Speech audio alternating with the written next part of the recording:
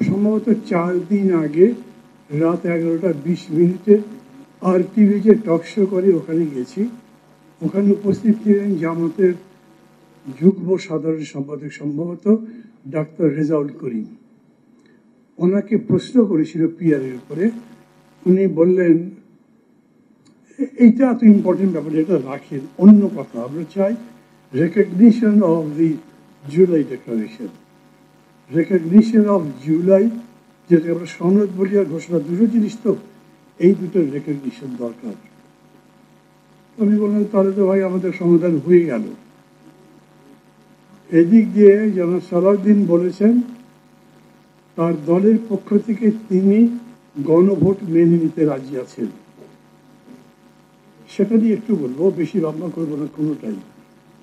আবার আপনারা যদি পিআরের প্রশ্নটা ছেড়ে দেন তাহলে তো আমাদের সমস্যার সমাধান হয়। লম্বা কোনো এজেন্ডা নেবার সময় নাই এখন।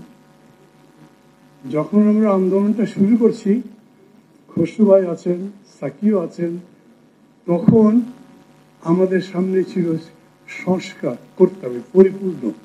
আমাদের একটা দলের নামই তো রাষ্ট্র সংস্কার আন্দোলন, আমাদের জোটের। তো রাষ্ট্রের পুরো সংস্কার ছাড়া আবার কিসের ভোট?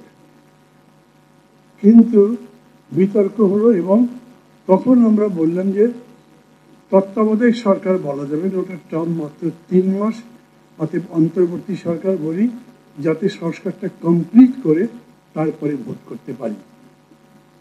বিএনপি কনসেপ্টও মানল না, তবে ওটা বলতে রাজি হলো যে ঠিক আছে আমরা অন্তর্বর্তী সরকার বলি।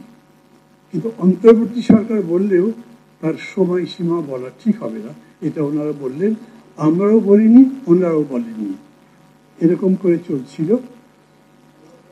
বলতে পারেন আমাদের চিন্তার বাইরেই, খুব অপ্রত্যাশিতভাবেই বলতে পারেন যে ফ্যাসিবাদের যেভাবে পতন হয়ে গেল, তারপরে প্রশ্নটা তো সামনে আসলো কি হবে এরপরে। বোধহয় 2 দিনের মাথায় বিএনপির পক্ষ থেকে বিশাল সমাবেশ করে বলা হলো 3 মাসের মধ্যে নির্বাচন দিয়ে ক্ষমতা হস্তান্তর করে। বিএনপির লোকজন খুব অসন্তুষ্ট হয়ে গেল, রক্তের দাগই শুকায়নি, এখনই ক্ষমতা চাই। আজকে 14 মাসের মাথায় আমাদের সামনে সবচেয়ে বড় এজেন্ডা জাতীয় নির্বাচন। আচ্ছা, তখন বিএনপি খুব ম্যাচুরিটির পরিচয় দিয়েছিল, মানে অনেক দূরদর্শী। সেই জন্যে জানি না এইসব বুঝে শুনে বলেছিল কিনা, শ্রীলঙ্কা কিংবা নেপাল তো কোনো সংস্কার করেনি, ভোট হয়েছে। শ্রীলঙ্কা আমাদের থেকে চাল ধার নিয়েছিল, কত অভাবে পড়ে গেছিল, তারা সেই ক্রাইসিস মিটিয়ে দিয়েছে। আর আমরা প্রফেসর ইউনূসের মতো এত বড় স্টার অফ দ্য স্কাই আমাদের ক্ষমতা নিয়েছেন, আমাদের দেশ চালাচ্ছেন, আমাদের ইকোনমিক ক্রাইসিস যায়নি, আমাদের অ্যাডমিনিস্ট্রেশন ঠিক হয়নি, পুলিশ তো কথাই শোনে না, যা শোনে না তা একটু খসরুভাইয়ের কথা শোনে, আমার কথা শোনে না, এইভাবেই চলছে। এইটা দিয়ে ভোট হবে, কতদূর ভোট হবে, ভালো ভোট কতখানি হবে, এইসব প্রশ্ন সবার মধ্যে। ভোটের কতদিন আছে, যেভাবে বলা হয়েছে তাতে 4.5 মাস। এখনো মানুষ আমাকে প্রশ্ন করে, আমি মনে করি খসরু ভাইকেও করে, সাকিকেও করে, আপনাদেরকেও করে, প্রশ্ন করে ভাই ভোট হবে তো? এটা কোন ধরনের কথা? 4 মাস পরে ভোট, এখনো যদি মানুষ সন্দেহের মধ্যে থাকে, তাহলে আমাদের ক্রাইসিস কি?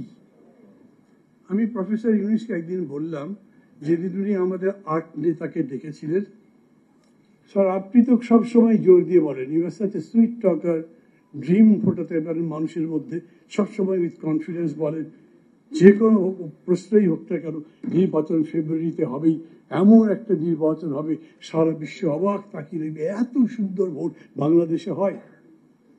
আপনার নিউজ বাম পাশে ছাপা হয়েছে, ডান পাশে রেহমান সোভার একটা ছাপা হয়েছে, নিউজ ডাবল কলাম। একটা সংস্কার এই পর্যন্ত সরকার করতে পারেনি। আমি আপনার সরাসরি ছাত্র, আমি প্রফেসর ইউনূসের ছাত্র, উনি আমাকে পড়িয়েছেন সরাসরি।